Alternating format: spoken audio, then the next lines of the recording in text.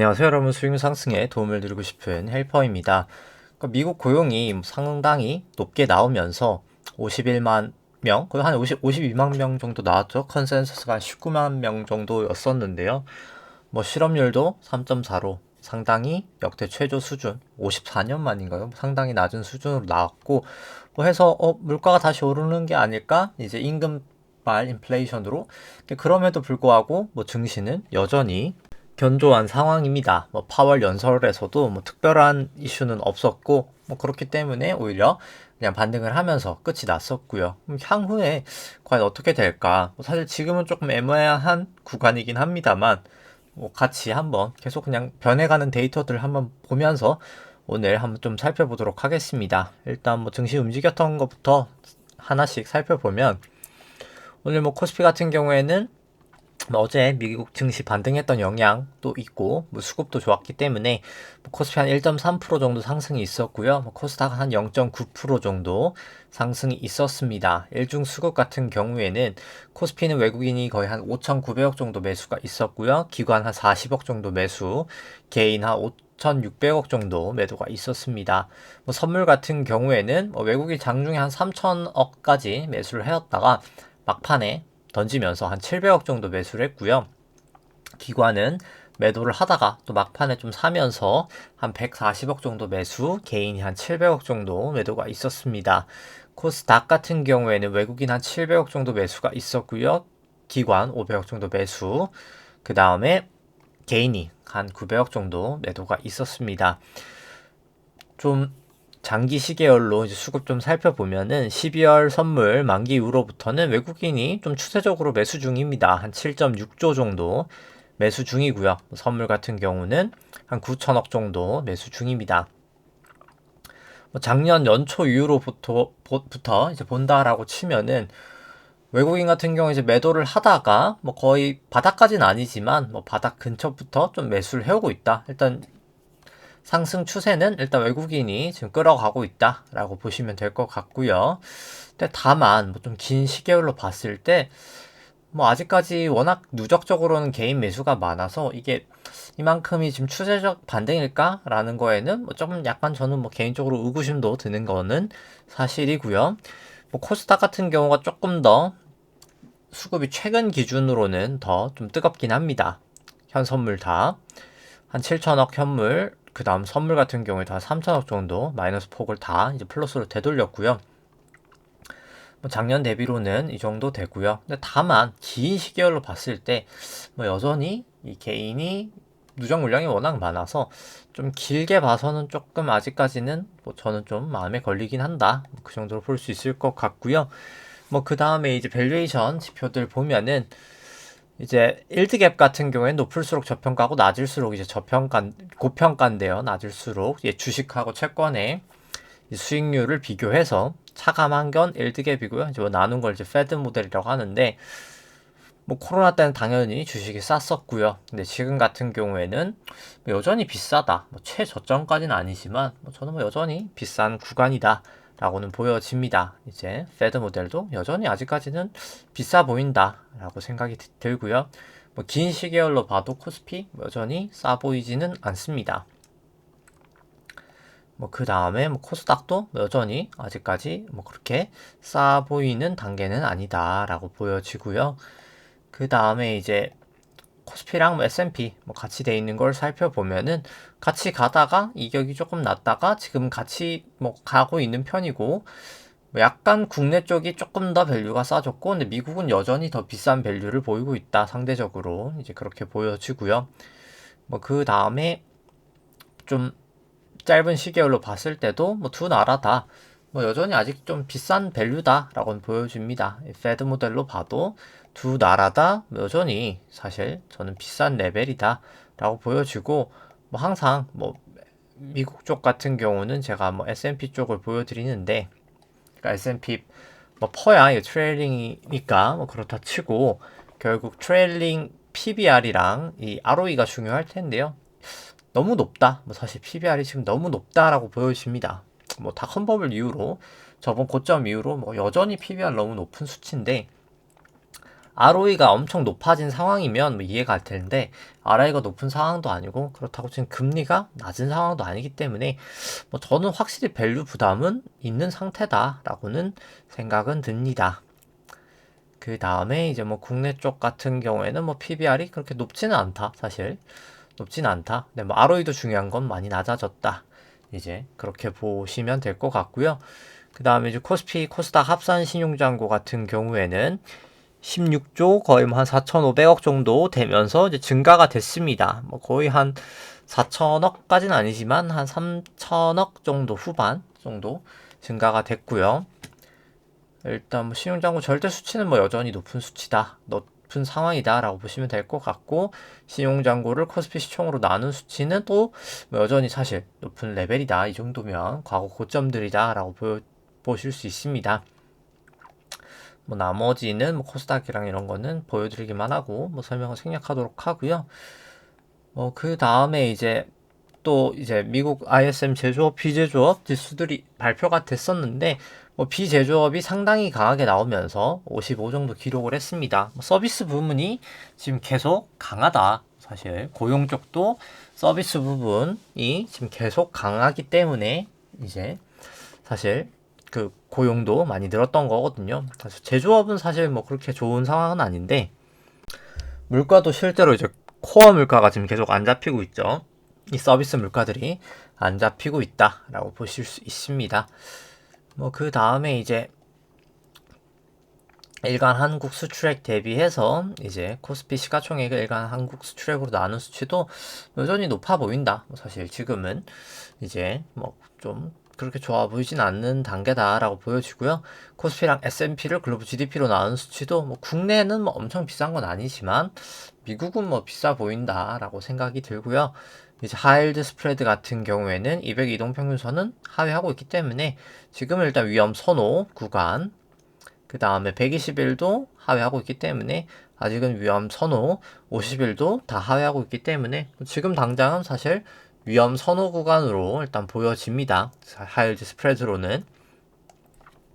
그 다음에 이제 변동성 국내 이제 ATR이랑 이제 빅스 이제 나스닥 ATR 그리고 S&P건 빅스인데요.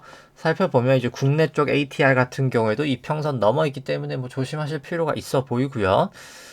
이제 국내 쪽 VBIX 같은 경우에도 조심하실 필요가 있어 보인다라고 보여집니다. 나스닥 ATR도 조심하실 필요가 있다라고 보여지고요. 빅스 같은 경우에도 이 정도면 사실 조심하셔야 될 구간이다. 변동성 지표는 조금 약간 조심하실 필요가 있다라는 걸 나타내고 있다라고 이 20일 이동평균선으로 봐도 그렇고 좀 보이고 있고요. 아까 보여드렸던 건 10일이었었습니다. 그 다음에 뭐 부동산 데이터들은 뭐 특별히 뭐 보여드릴 건 없는 것 같기 때문에 그냥 보여드리기만 하고 뭐 PIR이나 등등등등 데이터는 설명은 생략하도록 하고요. 지나가도록 하겠습니다. 전세 가격 지수나 뭐 전세 수급 지수 이런 건 좀 바닥을 찍었지만 뭐 미분양은 여전히 계속 늘어나고 있는 추세다라고 보실 수 있는 상황이고요. 뭐 그 다음에 이제 수급 쪽은 아까 설명드렸고 뭐 BEI 같은 경우엔 좀 이 기대 인플레이션인데요. 꽤나 지금 올라가고 있는 상황이다. 지금 고용률도 그렇고 이제 고용 발표도 그렇고 서비스 물가도 사실 뭐 저는 개인적으로 좀 안 잡히고 있다라고 생각을 하기 때문에 좀 기대 인플레이션은 다시 올라가고 있는 상황이다 라고 보실 수가 있습니다. 뭐 그 다음에 이제 뭐 그때 말씀드렸던 이건 이제 임금 인플레이션인데 일단 뭐 임금 쪽 이제 물가 상승률이라고 보셔도 될 것 같은데 이제 ECI라고 해서 좀 꺾이는 모습을 일단 분기 데이터는 보여주고 있지만 연간 데이터로는 올라가고 있었다. 그래서 지금 고용률이 계속 저렇게 좋아진다면 뭐 사실 임금도 결국은 오를 수밖에 없는 상황이다라고 보여지고요. 일단 뭐 유로존 소비자 물가 좀 내려오긴 했지만 뭐 사실 이것도 다 상품 물가의 영향이고 코어는 지금 계속 올라가고 있는 상황. 유로존도 실업률은 지금 계속 낮은 상황이 유지가 되는 모습을 보여주고 있고요. 일본도 실업률은 상당히 낮은 수준을 유지하고 있는 상황입니다. 소비자 물가는 오히려 계속 좀 피크쳐서 올라가고 있는 상황이고요. 그래서 뭐 사실 좀 계속 쉬워 보이는 상황은 저는 좀 아니다라고는 보여지고요. 이제 S&P를 통화량 지수 이제 M2로 나눈 거기 때문에 이건 높을수록 고평가, 낮을수록 저평가인데 뭐 닷컴버블 이후로 뭐 사실 지금도 여전히 고평가 구간이다라고는 보여지고요. 뭐 나스닥도 마찬가지고 윌시 5천도 마찬가지고 이제 윌시 5천을 GDP로 나눈 수치도 여전히 높아 보인다. 좀 조심하실 필요 있어 보이고요. 뭐 나머지는 생략하도록 하고요. 뭐 한국 쪽 같은 경우에도 이제 코스피 M2로 나눈 수치 뭐 엄청 높다라고 할 수는 없지만 뭐 낮지도 않은 상황. 이제 코스닥 같은 경우에도 뭐 이 정도면 뭐 높은 편이다라고 보는 게 더 맞을 것 같고요. 뭐 중국 쪽 같은 경우에는 여전히 M1, M2 나누기 이제 M1이죠. 제가 데이터를 바꿔서 승수 같은 형식으로 바꿨기 때문에 높은 상황. 이게 높을수록 안 좋은 거기 때문에 높은 상황이다. 왜냐면 과거에 높을 때도 문제가 났었다. 그때도 결국 그러니까 돈이 이제 더 풀릴 돈이 없는 상황이다라고 생각을 하시면 됩니다. 이게 높은 상황이 결국 이제 그렇게 보시면 될 것 같고요. 그 다음에 이제 뭐 결국 데이터들로 좀 살펴본다라고 하면은 일단 뭐 고용률은 상당히 낮은 상황입니다. 최근에 이제 고용률 데이터가 나왔기 때문에 한번 살펴보면 그리고 이제 뭐 고용률 데이터랑 뭐 사실 아까 고용률 실업률이죠. 그러니까 실업률 역축하고 뭐 사실 S&P가 보통 비슷비슷하게 갑니다. 방향성 자체가.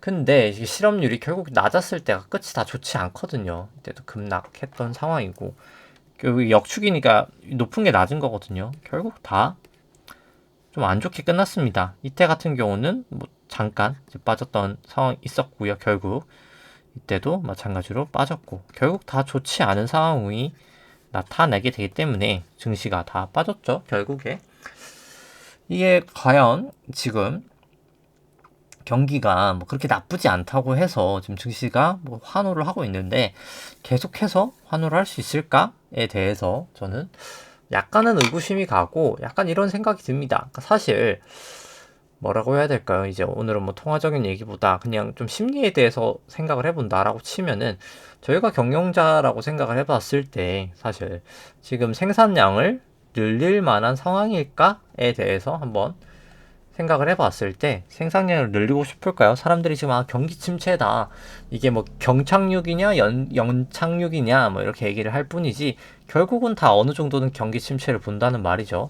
사실 인플레이션도 그렇고 금리도 높기 때문에 소비가 결국은 줄어들 거야 라고 생각을 합니다.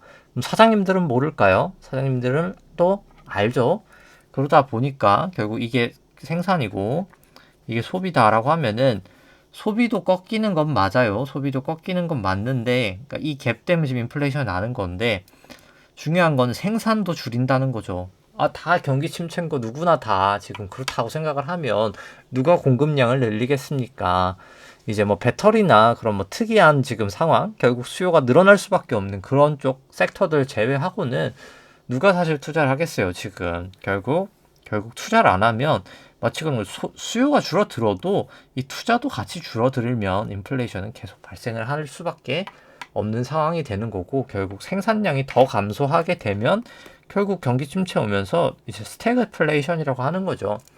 그러니까 마치 경기 침체가 오는데 왜 인플레이션이 발생할까에 대해서 생각을 해보면 원인은 생산이 줄어서 그런 거예요. 소비도 주는데 소비보다 생산량이 더 많이 줄어드는 거죠. 그렇기 때문에 인플레이션이 발생을 한다. 근데 지금이 이제 그런 상황인 거죠. 저는 사실 거기에 이제 가장 크게 영향을 줄 게 뭐 좀 긴 시계열에도 영향을 미친 거라고 생각을 하지만 이 석유 쪽 부분도 저는 생각보다 클 거라고 봅니다. 아무래도 이제 정권들이 이제 좀 그 성향이 아무래도 이제 그 화석 연료에 대해서 부정적인 정당이기 때문에 미국 쪽이 지금 개발을 잘 안 하고 있거든요.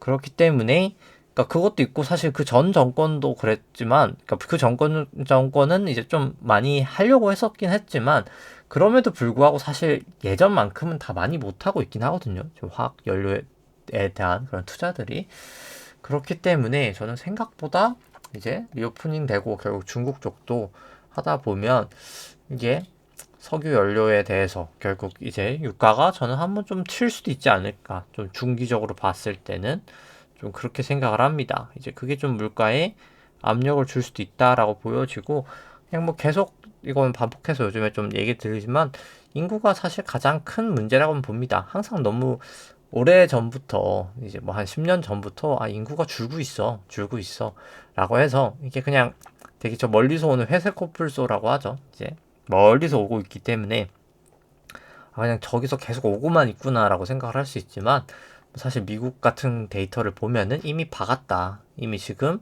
마이너스로 이제 돌아섰거든요. 21년부터는. 그렇기 때문에 뭐 중국도 마이너스로 돌아섰고요. 인구가. 우리나라도 마이너스로 돌아섰고, 우리나라는 뭐 마이너스가 좀 2017년부터 이미 돌아서긴 했습니다만, 뭐 많은 나라들이 이미 마이너스로 지금 돌아서고 있는 상황. 근데 경제 성장률은 플러스가 나온다고 하면은 생각보다 결국 고용이 타이트해질 수밖에 없겠죠.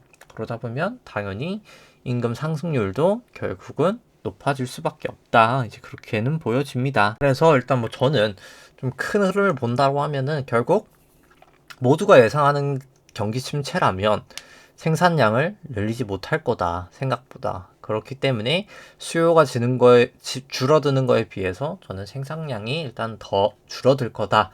라고 일단 보여지고요. 그 다음에 실업률이 일단 인구 구조상 생각보다는 쉽게 이제 안 올라갈 수 있다. 그럼 이제 계속 좀 긴축이 좀 강화될 수 있다. 일단 뭐 그렇게 일단 두 가지로 보여지고요. 뭐 그 다음에 이제 뭐 저번에도 얘기를 드렸었지만 결국 연준 총자산이라고 하면은 연준 총자산이든 뭐 이십이든 연준이 이제 제일 중요하다 보니까 연준 기준으로 설명을 드리면 보통 GDP 대비해서 한 20%가 적정하다라고 보여집니다.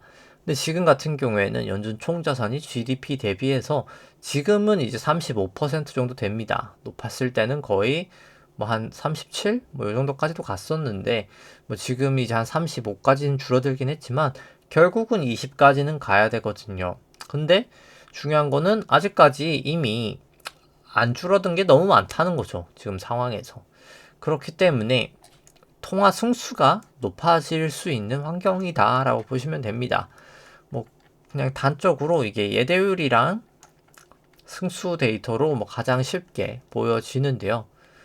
보시면은 예대율 데이터가 이렇게 돼 있죠. 이게 파란 색깔이 예대율인데 상업은행에 이 예대율이 이런 추세로 해서 바닥을 찍고 대바닥을 찍고 지금 올라가는 추세잖아요. 그러니까 결국 예금은 양적 완화로 폭풍적인 성장이 있었지만 대출은 그만큼은 늘지 못했기 때문에 이 예대율이 격차가 벌어졌다가 지금 예금이 줄고 대출이 나가면서 예대율이 올라가고 있다. 예대율이 높아진다는 것 자체가 결국 돈이 돌고 있다는 거거든요. 돈이 도는 속도가 높아지고 있다라고 생각을 하셔도 되고요. 이제 뭐 그거를 나타내는 지표들이 결국에 이 유통 속도랑 이제 통화 승수다라고 생각을 할 수 있을 건데요. 통화 승수는 결국 M2 통화량, 좀 넓은 의미의 통화량 M2를 이제 머니 베이스라고 해서 가장 기초적인 본원 통화라고도 안 되고 이건 뭐라고 해야 될까요? 이게 본원 통화가 맞나요? 제 기억이 한국말로 용어가 가물가물한데 아무튼 그냥 가장 기초되는 통화라고 보시면 됩니다. 그거에 비해서 이제 M2가 몇 배나 이제 뻥튀기 됐냐라고 보시면 되는데 뻥튀기 된 게 계속 낮아졌었죠. 2015년까지. 근데 이제 그게 결국 높아졌던 상황이었었고 높아지던 상황에 결국 금리를 올리면서 각 국가들이 대응을 했었다라고 보시면 됩니다. 근데 중요한 건 지금도 올라가고 있는 추세다인 거죠. 그리고 유통 속도는 이제 GDP를 이제 M2를 GDP로 나눈 건데요. 그러니까 GDP를 M2로 나눈 건데 이것도 뭐 똑같은 개념이다. 돈이 얼마나 이 경제에 빨리 돌고 있냐라고 보실 수 있는데 이것도 올라가고 있다. 이 파란 색깔 공시된 데이터로 보면은 이게 근데 딱 예대율 추세랑 딱 맞거든요. 결국 대출이 올라가면서 이 돈이 돌아가는 승수랑 속도도 높아지면 뭐 저는 결국 인플레이션은 쉽게 안 잡힐 거다라고는 일단 생각을 합니다. 그리고 이게 파란 색깔, 청 색깔 이제 이게 저번에도 얘기를 드렸었지만 이게 조정 기준금리인데 이 지금 쌓여있는 총자산, 연방준비은행의 총자산을 이제 그냥 시각화 시킨 거거든요. 금리에 얼마나 이제 반영이 돼 있냐라고 했을 때 원래는 이 파란색, 아니 빨간 색깔과 이 청록 색깔 이게 같아야 되는데 양적 완화를 안 했다고 하면은 양적 완화를 많이 했었기 때문에 달랐었죠. 그러니까 이 파란 색깔이 항상 낮았죠, 일반적으로. 그랬다가 양적 긴축을 하면서 조금 올라갈 때 이때 사실 그러면 이제 금리가 고점이네 라고 알 수 있었습니다. 이 부근에. 그러다가 이제 내려갈 수 있었죠. 그래서 여기서 채권을 샀었으면 금리가 내려가면서 채권 수익률은 아주 잘 먹을 수가 있었겠죠.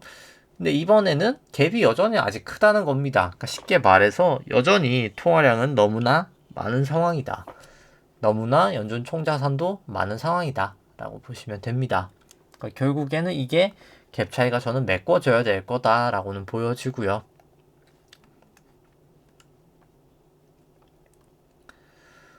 그 다음에 거의 대부분 설명은 드린 것 같은데, 일단 지급준비금 같은 경우에는 한 전주 대비해서 164억 정도, 그러니까 164억 달러죠. 달러 정도 감소가 됐었고요.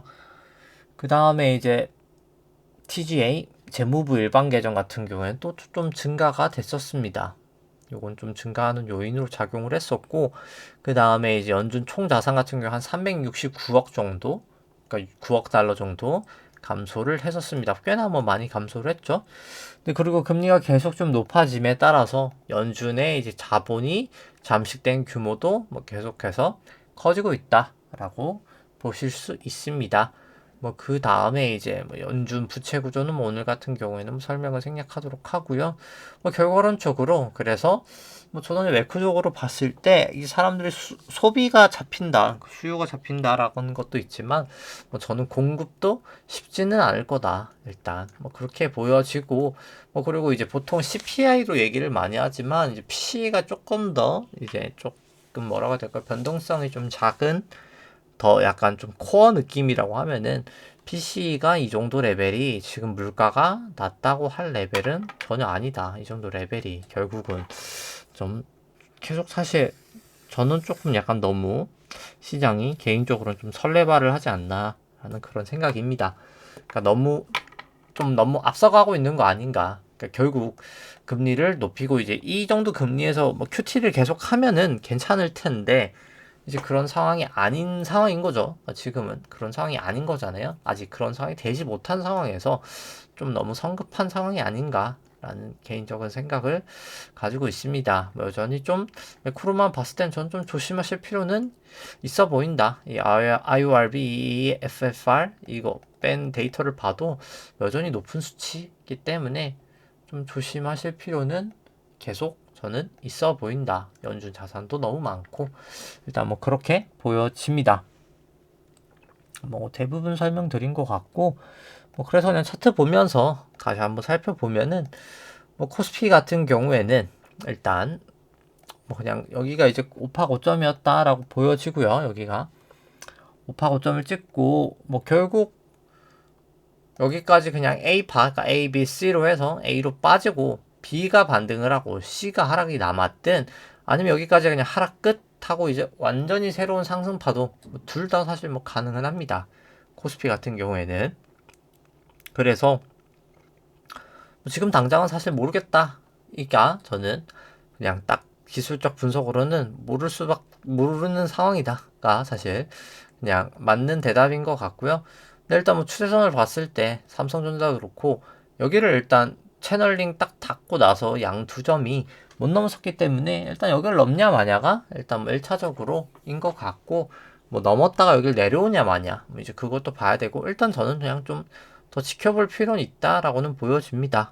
결국 여기 이제 추세선을 뚫고 다시 새로운 상승일 수도 있겠지만 아닐 수도 있는 상황이라 좀 지켜보는 게 더 맞지 않을까 싶고요. 그냥 개선상으로는 특별하게는 문제는 없습니다. 그리고 26일로 봤을 때, 그러니까 이게 일수를 딱 여기가 그냥 전환선에 걸쳐 있긴 하거든요. 그래서 좀 조심해서 나쁠 구간은 아니다. 볼린저 밴드도 좀 벌어져 있는 상황에서 저는 아직까지는 그냥 계속 좀 조심하실 구간이다. 근데 다만 주봉상으로는 일단 구름대에서 좀 지지를 잘 한 모양새라고 보여지고요. 3주봉 같은 경우에도 일단 아직까지는 큰 문제는 없다. 여기는 MAC도 플러스고. 근데 그 다음에 이제 결국 여기서 기준선을 돌파하냐 마냐가 가장 중요하겠죠. 그게. 주봉상으로도 여기 구름대를 넘냐 마냐도 상당히 중요할 거고, 그리고 또 변화 주죠. 이제 딱 다음 주 정도부터 이번 주가 변화 주기 때문에 딱 다음 주부터 하락을 할지 아니면 이거를 급격하게 돌파를 할지 아직은 조금 저는 더 지켜볼 필요가 있다라고는 생각을 합니다. 코스닥도 200 이동평균선 돌파하면서 그냥 코스피랑 특별하게 다른 모양새를 나타내고 있지는 않고요. 설명을 생략하도록 하고, S&P 같은 경우에도 일단 확실한 거는 이 장기 추세에서 2000년 닷컴버블부터 해서 A, B, C 조정은 끝이 나고 여기가 1, 2, 3, 4, 5까지에서 조정이 끝난 건 그러니까 상승이 끝난 건 맞는데 이게 A, B, C냐 아니면 A, B, C 끝나고 새로운 상승이냐 둘 다 가능성은 있는데 이게 참 구주봉에서 지지를 받은 상황에서 아직은 좀 애매하긴 하다. 이제 여기는 구주 전환선에서 지금 또 저항을 받고 있잖아요. 그러니까 이걸 돌파를 하느냐 아니면 이제 다시 A, B, C로 무너지느냐인데 좀 애매하다. 결국 일단 최소한 여기 구름대로 좀 넘기고 나서 사는 게 맞지 않을까. 여기도 딱 변화 주거든요. 지금 이제 이번 주부터. 그래서 다음 주부터는 좀 크게 움직일 수 있는 상황이기 때문에 이번 주나 좀 조심하실 필요는 있다. 굳이 여기 구름대 뚫고 여기 후행 스팬까지 뚫는 거 보고 상방이라면 그거를 좀 보고 가는 게 저는 더 맞지 않을까. 이제 그렇게 보여지고요. 그 다음에 이제 일봉상으로도 특별하게는 없습니다. 지금은 그냥 일단 돌파를 한 상태다. 특히 S&P 같은 경우에 일단 이 장기 추세선은 돌파를 해낸 상황이고요.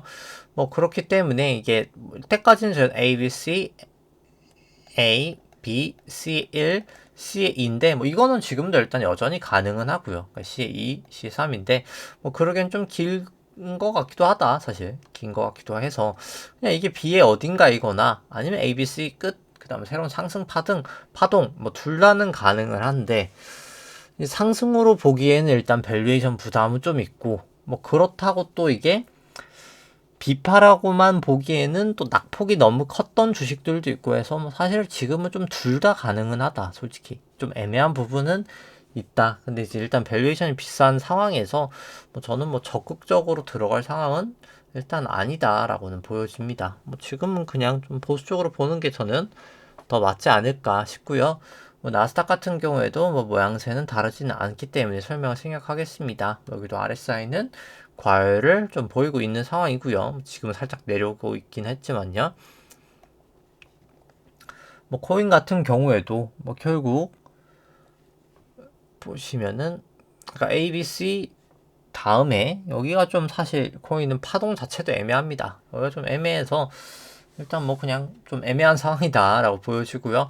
결국 볼리너 밴드 크게 벌어졌다가 모이고 있어서 이건 100% 높은 확률로 위든 밑이든 저는 강하게 튈 거다라고 봅니다. RSI도 과열되어 있고요. 좀 위아래도 강하게 튈 것 같고 이제 V코스피 같은 경우에는 일단 전환선에서 지지가 됐고요. 그래서 여기도 이제 기준선이 이제 내일부터 쭉쭉쭉쭉 내려올 거란 말이죠. 여기까지는 한 이만큼은 내려올 거란 말이죠. 이만큼은. 그래서 기준선을 딛고 올라갈지 아닐지 일단 여기서 못 딛었죠. 한번 좀 봐야 될 것 같습니다. 빅스 같은 경우에는 아직까지는 특별한 움직임은 없고요. 필라델피아 반도체 지수도 다시 좀 올라가고 있는 추세를 보이고 있다. 근데 이게 결국 A, B, C일지 아니면 A, B일지 좀 봐야 될 것 같은데 결국 이게 A, B, C라고 하면은 슬슬 거의 다 와간다라고는 보여집니다. 이 길이가 그렇게 크게 다르진 않잖아요. 사실 보시면 이 길이가 여기 바닥에서부터의 상승폭과 보통 1배인 경우가 많은데 물론 이게 수치를 넣으면 더 정확하겠지만 그냥 제 시간 관계상 그냥 아이고 임의로 그냥 이렇게 대충 길이를 재보면 살짝은 남긴 했네요. 살짝 요 정도긴 한데 꽤나 사실 많이 온 상태긴 하다. 좀 조심하실 필요는 있다 생각은 듭니다. 그 다음 이제 니케이 같은 경우에는 생각보다 지금은 좀 힘을 못 쓰고 있긴 한데요. 최근 며칠 사이는 일단 뭐 여기서 횡보 보이던 거를 120 넘은 이후에 뭐 모양이 지금은 뭐 그렇게 좋지는 못한 것 같긴 합니다. 이게 구름대를 여기 넘기는 했지만 뭐 사실 이게 그냥 저는 A, B, 1, 2, 3, 4, 5 일 가능성, A, B, C일 가능성이 좀 높다라고 생각하기 때문에 일단 뭐 아직은 좀 여기도 조심하시는 게 뭐 저는 일본 쪽은 뭐 일단 그렇게 보여집니다. 아직 구름대 아니잖아요. 좀 조심하실 필요가 여기도 이제 딱 변화 주기도 하고요. 아직은 좀 위험 살일 좀 몸을 사릴 때다. 저는 뭐 아직은 그러니까 나중에 이제 아닐지라도 지금은 좀 몸을 사릴 때다라고 보여지고요. 뭐 여기 같은 경우에는 그냥 뭐 그냥 마치 그런 거죠. 그냥 이게 A, B, C였던 거고 결국 A, B일 확률이 뭐 저는 가장 높지 않나 생각을 합니다. 유럽 쪽으로 생각했을 때는 이게 뭐 새로운 상승일 수도 있겠지만은 그냥 가능성으로 봤을 때는 아직은 저는 이게 B일 가능성이 조금 더 높다. 그리고 이제 볼린저가 상당히 모여 있기 때문에 뭐 결국은 위든 밑이든 뭐 강하게 튈 것 같다. 일단 확실한 거는 어차피 유로는 많이 왔기 때문에 그냥 여기 전고점 그냥 넘고 사는 게 뭐 저는 훨씬 더 그냥 마음이 편하지 않을까. 여기서 요거 먹자고 뭐 들어가는 것보다는 일단 뭐 그렇게 보여지고요. 뭐 항생 같은 경우에도 뭐 결국 이게 좀 애매하긴 하죠. 그러니까 여기 뭐 조정도 사실 꽤나 크게 받았기 때문에 뭐 우리나라처럼 물론 여긴 또 우리나라보다 사실 더 빠지긴 또 했고요. 그래서 뭐 이게 뭐 사실 하방 배팅하기도 애매하고 상방하기도 애매하고 그냥 이건 좀 그냥 지켜보는 게 저는 맞지 않을까 지금은. 근데 일단 구름대 딱 교묘하게 걸린 것도 사실이어서 또 구름을 또 하회하면서 내려가면 진짜 한 번 더 하락이 남지 않았을까? 일단 그렇게도 볼 수 있겠다라는 생각입니다. 뭐 일단 상해 종합도 뭐 특별하게 다르진 않고요. 여기도 구름대를 결국은 넘지를 못했다. 달러 인덱스는 52동 평균선에서 막혔는데 뭐 결국 여기서 돌파를 하냐 마느냐 일단 좀 큰 문제다. 기준선이랑 52동 평균선 모여 있기 때문에 일단 그렇게 보여집니다. 뭐 달러 원 같은 경우에는 일단 기준선 넘어가 있기 때문에 여기도 이제 결국은 구름대를 넘냐 마냐일 거라고 보고요. 근데 뭐 굳이 그렇게 강해질 이유는 막 크게는 없지 않나라는 생각이긴 한데 다른 나라들도 저는 긴축을 미국보다 더 빠르게 할 수 있다라고 보기 때문에 일단 뭐 이건 지켜봐야긴 되긴 하겠죠. 근데 일단 일단 뭐 그렇게 보여집니다. 달러 원이나 뭐 이제 다 그렇게 보여지고요. 여기도 이제 구름대에서 결국 다시 올라오면서 일단 버티고 있는 상황. 그래서 다시 올라갈 수 있겠다라고 보여주고요. 달러 인덱스 같은 경우에도 일단 구름대에서 좀 지지는 모양새인 거죠. 뭐 그 다음에 이제 뭐 WTI 같은 경우에도 내려가다가 일단 다시 모였는데 올라갔는데 여기를 좀 돌파를 해주느냐 마느냐 결국 구름대를 좀 여기도 넘어야 확실히 상방이다라고 볼 수 있을 것 같고요.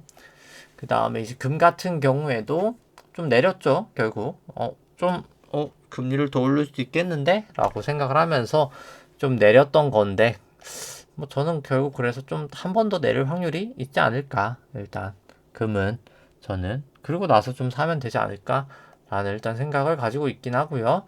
그 다음에 이제 국고채 10년물 같은 경우에는 오늘 살짝 올랐습니다. 특별한 움직임은 아직까지는 크게는 없고요. 미국채 10년물 같은 경우에 200일에서 좀 지지를 해놨는데 결국 여기도 구름대를 좀 벗기면서 올라갈지 아니면 결국 200이동평에서 깨지면서 내려갈지 일단 마진은 좀 지켜봐야 될 것 같다. 이제 그 정도 모양새 아직 막 추세가 엄청 정해진 것 같진 않고요. 뭐 큐스코는 오늘 나름 크게 반등을 했었습니다. 일단 뭐 여기까지는 ABC 조정인데 끝이 났느냐 아니면 이게 새로운 상승 파동 그러니까 끝이 나서 새로운 이게 상승 파동이냐 아니면 ABC 다음에 B 다음에 C냐 뭐 사실 뭐 둘 다 가능한데 아직까지로는 모르겠다가 뭐 사실 정확한 상황인 것 같습니다. 뭐 특별히 아직까지는 시그널은 없는 상황이다라고 보여지고 다만 여기 구름대를 좀 넘겼으면 깔끔했을 텐데 넘기지는 못했다. 일단 그렇게 보시면 될 것 같고 근데 다만 뭐 밸류에이션 자체는 뭐 너무 싸기는 하다. 근데 결국 주주 환원이 제일 중요하고요. 여기 주식은. 근데 아직은 뭐 특별한 건 또 없기 때문에 일단 좀 지켜봐야 될 것 같다라고 보여집니다. 뭐 그 다음에 이제 현대해상 같은 경우에는 일단 구름대 그래도 넘은 게 큰데 좀 길게 좀 꾸준히 넘어야 될 텐데 일단 뭐 아직 그럼에도 불구하고 일단 뭐 넘은 거 자체가 큰 의미가 있는 거긴 하죠 사실. 그 다음에 상대가치 평가로는 뭐 금리를 감안 안 했을 때는 싼 편인데 금리를 감안하니까 뭐 그렇게까지 싸진 않더라. 일단 뭐그 정도 밸류에이션이다 라고 보시면 될 것 같고요. 뭐 우리금융 지주도 뭐 이게 A, B, C가 될지 아니면 이제 조정 끝 새로운 상승 시작이 될지 뭐 아직은 저는 좀 애매하다라고는 보여집니다. 사실 여기도.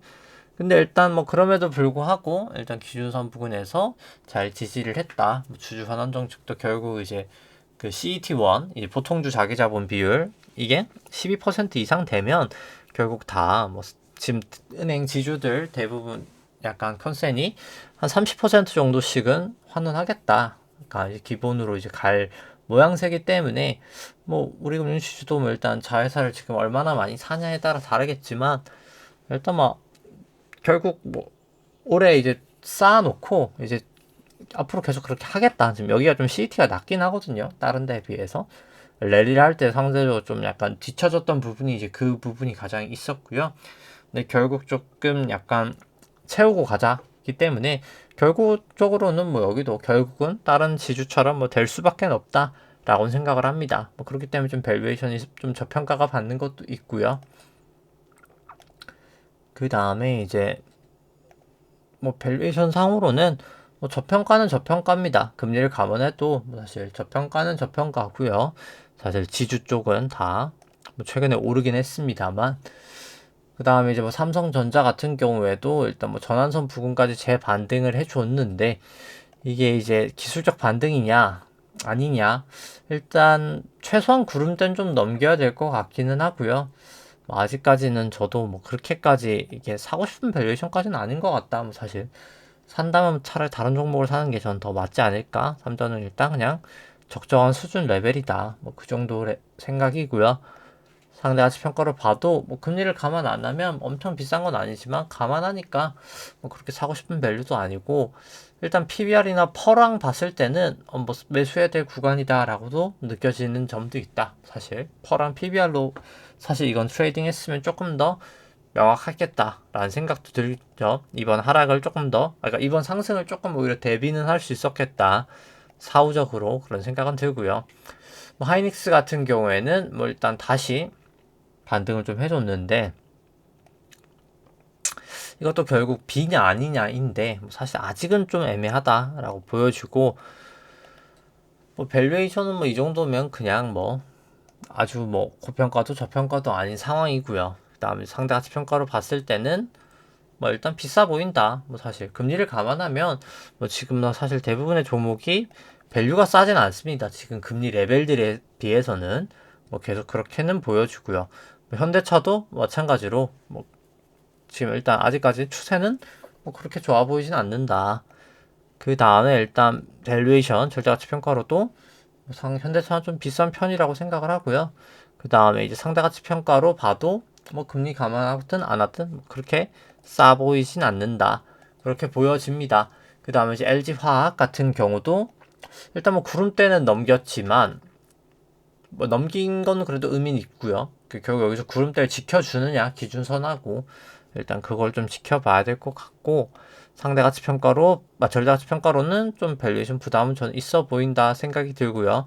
상대가치 평가로 봐도 뭐 금리 조정하고 하면 뭐 그렇게 메리트는 없어 보인다 생각은 듭니다.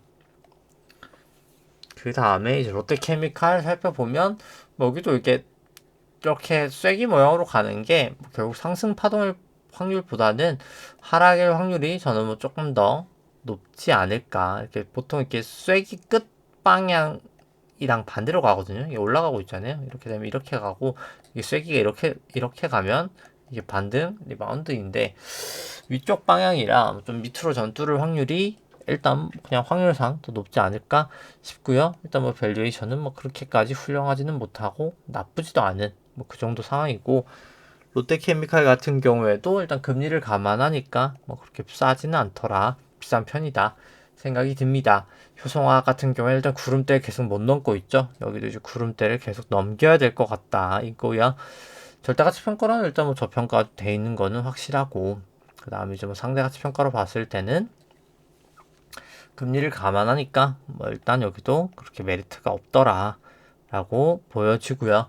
그 다음에 GS 같은 경우에도 일단 차트가 다 깨졌다가 일단 여기 후행스팬이 위로 돌파해주냐 마느냐 일단 좀 지켜봐야 될 것 같고요. 그게 가장 중요한 것 같고, 뭐 근데 이제 다만 밸류에이션 자체는 상당히 저렴하다 라고는 보여집니다. 그 다음에 이제 상대가치 평가로 봐도 이 정도면 충분히 싼 밸류에이션이다. 사실 GS는 그렇게 보여지고요.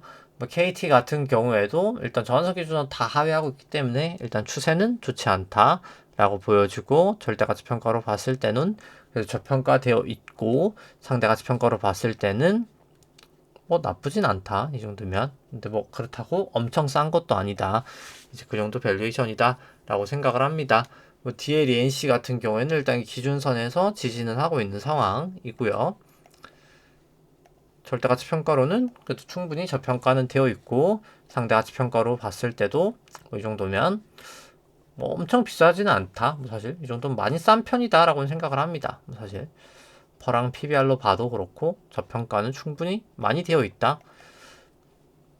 저평가는 되어 있다라고 생각을 하고요.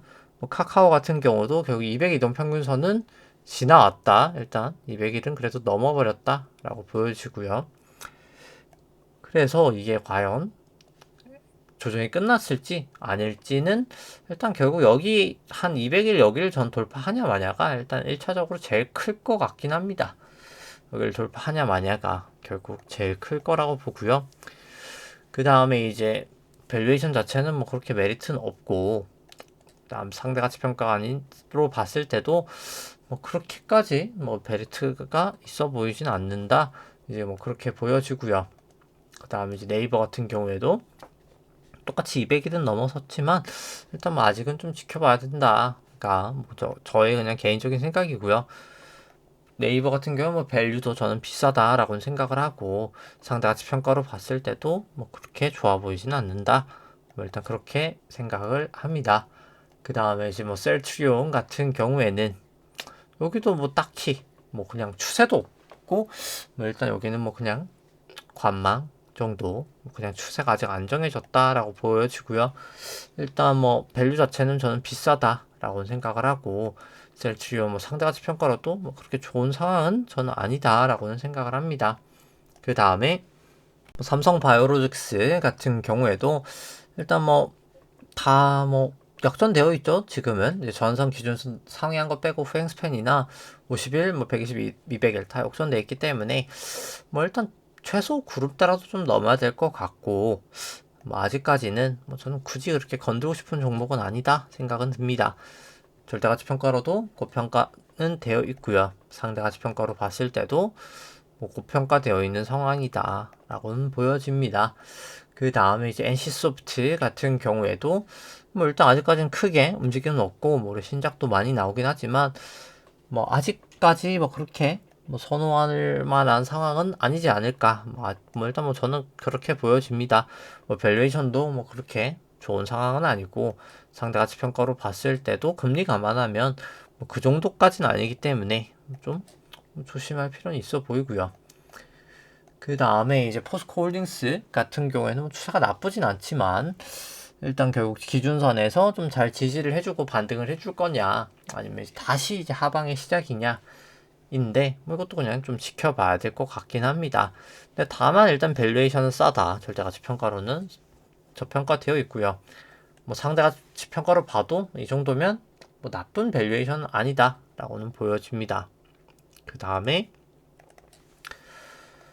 뭐 LG전자 같은 경우에도 뭐 오늘 반등이 크게 있었죠. 크게 있었고, 일단 뭐 B냐 아니냐는 뭐 조금 사실 이건 시간이 더 지나 봐야 될 것 같긴 하고요. 지금은 원래 항상 조정 파동이 제일 어렵고, 비파라고 하면은 비파가 제일 사실 추정이 좀 어렵긴 합니다.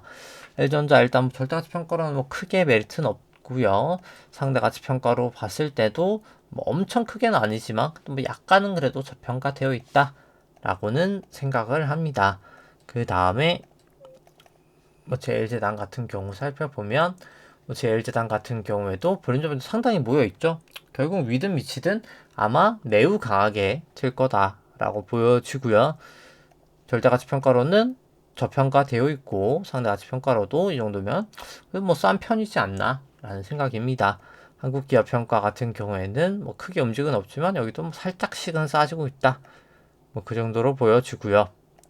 뭐 절대가치평가로는 뭐 한국기업평가 뭐 그렇게 그냥 딱 적정 페어밸류 정도다 라고 보여지고 뭐 한국기업평가 같은 경우에는 뭐 차트가 일단 구름대를 넘냐 마냐 변동성이 좀 컸었는데 이날 뭐 일단 넘냐 마냐를 뭐 가장 빠르게 테스트를 할 수 있지 않을까 생각을 합니다.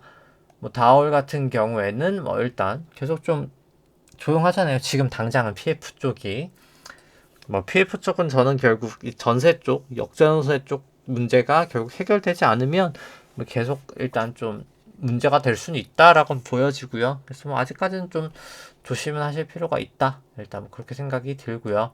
한국금융지주 같은 경우에도 일단 PF 쪽 문제가 제일 많았는데 뭐 지금은 좀 괜찮은 분위기다 보니까 다시 좀 올라가고 있는 추세다라고 보시면 될 것 같습니다.